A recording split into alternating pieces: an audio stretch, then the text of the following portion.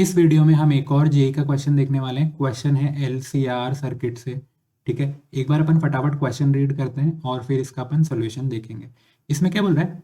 N AC circuit consist of a series combination of inductance L is equal to 1 milli henry, a resistance R is equal to 1 ohm and a capacitance C. It is observed that the current leads the voltage by 45 degree. Find the value of capacitance C if the angular frequency of applied AC is 300 rad per second.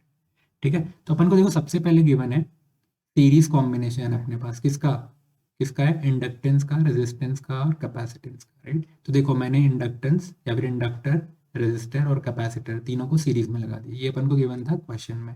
ठीक है, और क्या क्या given है? L is equal to 1 milli henry. ये जो inductance है या फिर ये जो इंडक्टर है इसकी वैल्यू कितनी है? 1 मिली हेनरी। राइट, और जो रेजिस्टेंस है उसकी वैल्यू कितनी है? 1 ओम। राइट, और जो कैपेसिटर है उसकी वैल्यू अपन को नहीं गिवन है, उसकी वैल्यू अपन को सी गिवन है और अपन को सी की वैल्यू फाइंड करनी है। राइट, तो अपन को कैपेसिटेंस फाइंड करनी है इस कैपेसिटर की। ठीक है, आप समझ गए। और मेरे को क्या गिवन है? Angular frequency of applied AC is 300 red पर सेकेंड। राइट, तो मेरे को ओमेगा गिवन है 300 रैड पर सेकेंड।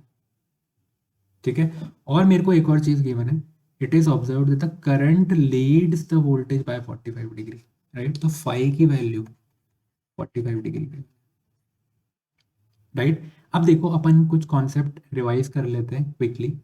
अगर सर्किट में सिर्फ कैपेसिटर होता है, अगर सर्किट में सिर्फ कैपेसिटर होता है, इंडक्टर नहीं होता, तो क्या होता है?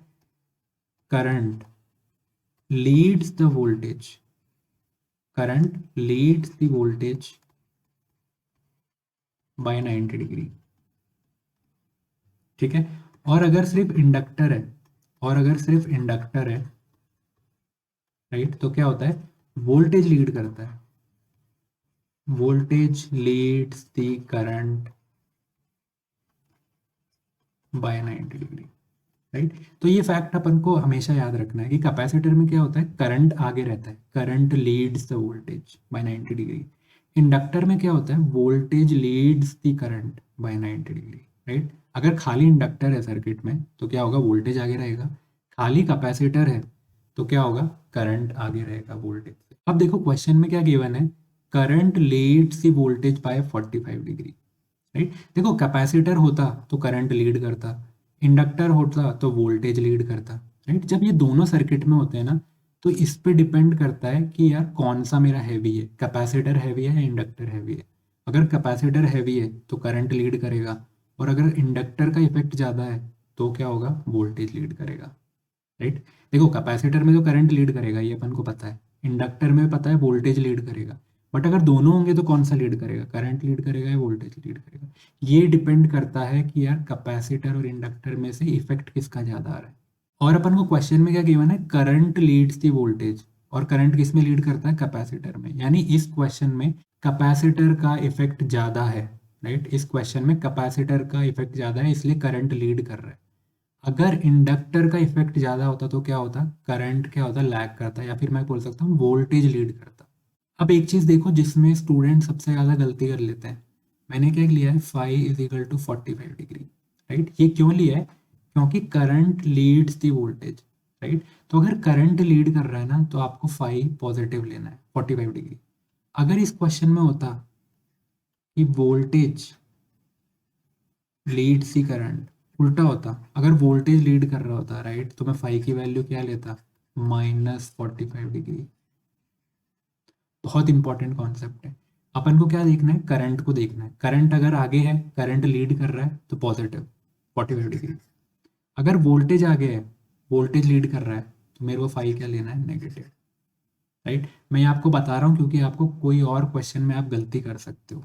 अब इसका अपन सोल्यूशन देख लेते हैं। अपन ने काफ़ी बात कर ली कॉन्सेप्ट के अराउंड। राइट, तो देखो अपन को पता है 10 फाई कितना होता है? 10 फाई होता है XC minus XL by R। Right, और फाई की वैल्यू कितनी है? 45 डिग्री। राइट, 45 डिग्री क्यों है, -45 डिग्री क्यों नहीं है, उसका डिस्कशन अपन ने अभी अभी किया था। राइट, तो 10 45 डिग्री। राइट, XC कितना होता है? XC कितना होता है? 1/ωc right. ये फॉर्मूला तो हमको याद होना ही होना चाहिए। एक्सएल कितना होता है, omega L divide by R, right. तो ये फॉर्मूला आपको याद होना चाहिए कि tan phi is equal to X C minus X L by R. अगर ये फॉर्मूला आपको याद नहीं होगा तो क्वेश्चन नहीं होगा, राइट। ये फॉर्मूला आपको याद है तो क्वेश्चन हो जाएगा। 1045 की वैल्यू कितनी होती है, 1, राइट। ओमेगा अपन को दिया हुआ है 300, सी की वैल्यू मेरे को नहीं है, सी की वैल्यू ही तो फाइंड करनी है। फिर से ओमेगा कितना है 300, एल की वैल्यू, एल कितना गिवन था 1 मिली हेनरी, राइट। देखो यहाँ पे भी बच्चे गलती करते हैं, यहाँ 1 लिख देंगे वो बस, राइट, 1, राइट। बट उससे गलत हो जाएगा, 1 मिली हेनरी है, वो 10⁻³ वाला फैक्टर अगर हट गया ना तो आपका आंसर ही गलत आ जाएगा। तो ये सेकंड चीज़ है जहाँ पे स्टूडेंट सबसे ज़्यादा गलती करते हैं, राइट। तो आपको 1 मिली हेनरी ये लिखना बहुत ज़रूरी है, राइट। क्यों, तभी तो आप इसको क्या लिखोगे 1 into 10⁻³ henry, right. 1 milli henry कितना होता है 1 इंटू 10⁻³ हेनरी। अगर आप ये नहीं लिखोगे तो आप सिर्फ 1 लिख के छोड़ दोगे, राइट, और उससे क्या होगा, आंसर गलत आएगा। ठीक है, समझ गए आप। ये कितना हो गया 1 इज इक्वल टू, और नीचे डिवाइड बाय आर था, आर भी कितना गिवन है 1 ओम, राइट। आर भी कितना नीचे गिवन है 1 ओम, ठीक है। तो 1 उधर चला गया तो ये 1 ही रह गया। तो ये कितना हो गया 1/300 c माइनस 300 इंटू 10⁻³ ठीक है। ये कितना हो गया 1/300 c, 300 इंटू 10⁻³ कितना हो जाएगा 0.3, 0.3 को इधर ले आऊँ, माइनस प्लस हो जाएगा 1 + 0.3 इज इक्वल टू 1/300 c की वैल्यू कितनी आ गई 1/300, ये नीचे आ जाएगा, c ऊपर गया है ये नीचे आया, 1 + 0.3 कितना होता है 1.3, ये 1.3, ठीक है। तो c की वैल्यू कितनी आ गई 1/390, ठीक है। इसको आप कैलकुलेट करो तो लगभग कितना आ जाएगा 2.6 मिली फैरेड। तो अपना करेक्ट आंसर कितना हो गया 2.6 मिली फैरेड। अगर आपको कोई डाउट है, आपको कोई चीज़ समझ में नहीं आई तो please ask in the comment section.